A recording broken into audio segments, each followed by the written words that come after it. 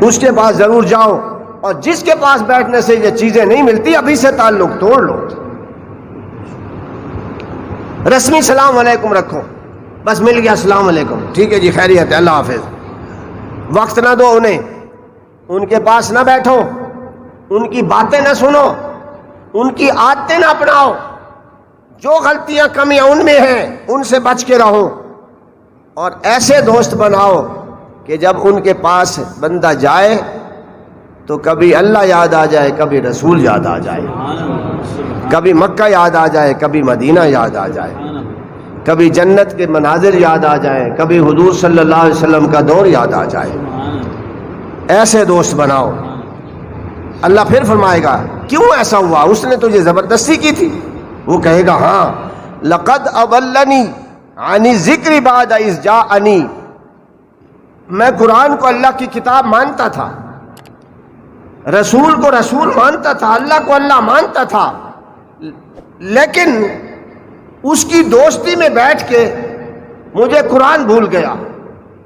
اللہ بھول گیا، سچ بھول گیا، حق بھول گیا، اور دشمنیاں، نفرتیں،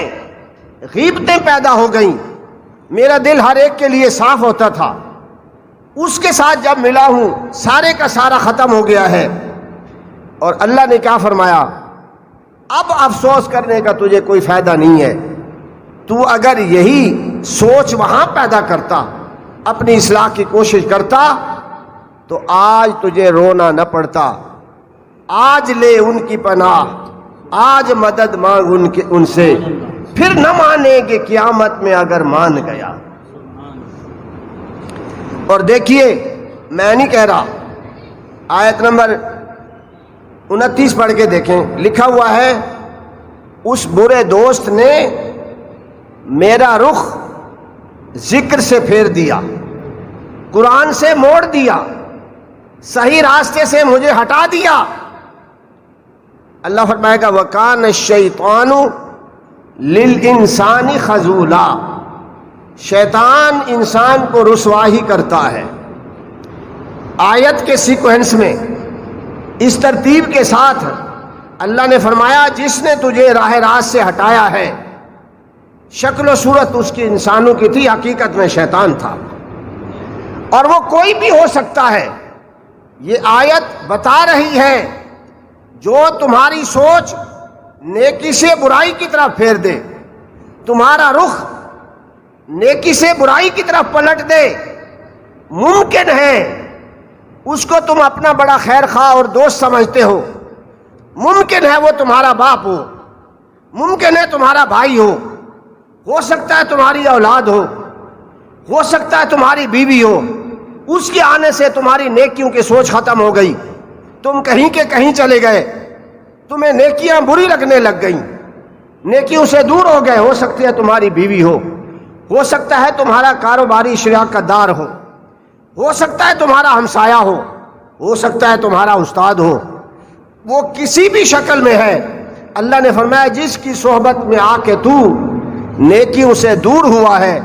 برائیوں کے قریب ہوا ہے، اس کو تو جو رشتہ دار سمجھ، اس کو تو جو کچھ سمجھ، اللہ کہتا ہے میری نگاہ میں وہ شیطان ہے۔ وَكَانَ الشَّيْطَانُ لِلْإِنسَانِ خَذُولًا،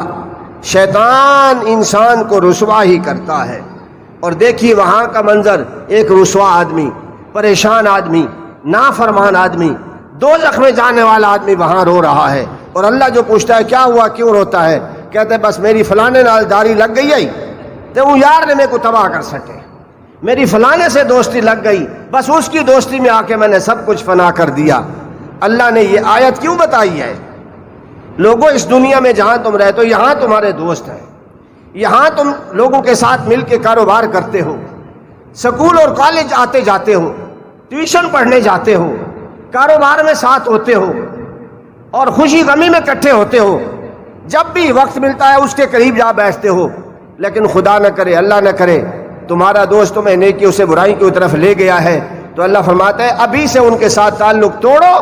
اچھا دوست ڈھونڈو کہ جس کے پاس بیٹھ کے تمہیں آخرت یاد آئے، تمہیں جنت یاد آئے، تمہیں حضور کی محبتیں یاد آ جائیں، تمہیں اولیاء کرام کی کیفیات تمہیں یاد ہو جائیں، نعتیں یاد ہو جائیں، صورتیں یاد ہو جائیں، تم نماز کے پابند ہو جاؤ، حرام سے ناجائز سے تمہیں نفرت ہو جائے، تمہارا وہ دوست یہاں بھی تمہارے لیے نعمت ہے،